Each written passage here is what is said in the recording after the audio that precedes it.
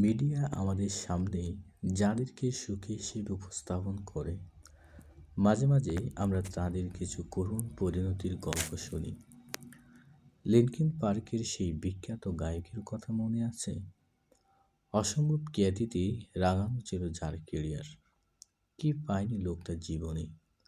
টাকা, গ্ল্যামার, চাকচিক্যময় জীবন, সব কিছু। তবু কেন তাকে আত্মহত্যা করতে হলো? এই তো সেদিন শুনলাম পশ্চিমবঙ্গের বিখ্যাত কমেডি শো মিরাক্কেলের সঞ্চালক মীর আত্মহত্যা করতে চেয়েছেন। একবার কিংবা দুবার নয়, এই পর্যন্ত চারবার নাকি আত্মহননের পথে পা বাড়িয়েছিলেন মীর। কি অদ্ভুত, তাই না?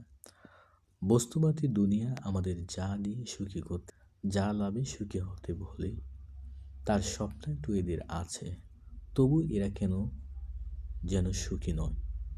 এদের জীবনের কোথাও যেন অসুখী হবার ভীষণ অসুখ। কয়েকদিন আগে বলিউডের এক উঠতি নায়িকার ঘটনায় মুখর ছিল সোশ্যাল মিডিয়া। অভিনয় জীবনের শুরুতেই তাক লাগিয়ে দেওয়া এই নায়িকা জানিয়েছেন তিনি ভালো নেই। তার খ্যাতি, বিত্ত, বৈভব কিংবা কর্পোরেট মুগ্ধতার কোনো অভাব নেই। তবু কোথাও যেন তিনি শান্তি খুঁজে পাচ্ছেন না। সব কিছু থেকেও তার মনে হয় যেন কোথাও আসলে কিচ্ছু নেই। লিনকিন পার্কের সেই গায়ক, মিরাক্কেলের মীর কিংবা নিজেকে বিলিয়ে দিয়ে খ্যাতি লাভ করে সেই নায়িকা, তারা কি আদৌ সুখী? আদৌ কি তারা তৃপ্ত, সন্তুষ্ট? আদতে সুখের মূল হচ্ছে সন্তুষ্টি, পরিতৃপ্তি। আপনি যখন কোনো কিছু পেয়ে সন্তুষ্ট হবেন না, তৃপ্ত হবেন না, তখন আপনার মধ্যে এক ধরনের অস্থিরতা কাজ করবে। যা পেয়েছেন তার চেয়ে বেশি কীভাবে অর্জন করা যায়, সেই নেশা আপনাকে সর্বদা তাড়িয়ে বেড়াবে। আপনি ঘুমের মধ্যেও অস্থির থাকবেন। ঘুম ভাঙলেই আপনার খ্যাতি আর অর্জনের পেছনে দৌড়াতে মন চাইবে। সুখ তাহলে কোথায়?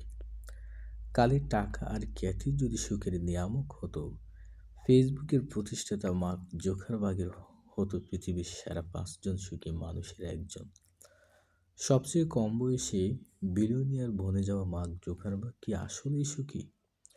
তার রয়েছে অসম্ভব রকম খ্যাতি আর বিত্ত, তবে তাতে যে সন্তুষ্ট তা কিন্তু নয়। অন্য আর 10 জনের মতো বিষয় অর্জনের আকাঙ্ক্ষা জেগে বসে আছে তার হৃদয় ও মনেও। এই আরও অর্জন, আরও পাওয়ার জন্য যা করা দরকার, এই ধরনের লোকগুলো তার সবটাই করতে পারে। জাকারবার্গও করে।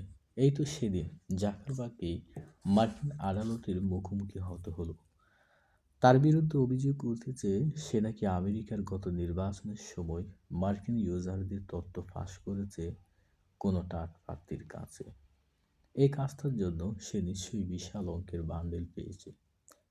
কিন্তু দিন শেষে কী মিলল ভাগ্যে? ভর্ৎসনা। আর মুখোমুখি হতে হচ্ছে বিচারের। এই যে লোভ, এই যে আরও পাওয়া, আরও বড় হওয়ার এক অসুস্থ প্রতিযোগিতা, এটা মানুষকে নৈতিকভাবে পঙ্গু করে দেয়। সে যখন লোভ আর লালসার মধ্যে ডুবে যায়, ভালো মন্দের তফাৎ নির্ণয় করা তার পক্ষে আর সহজ হয় না।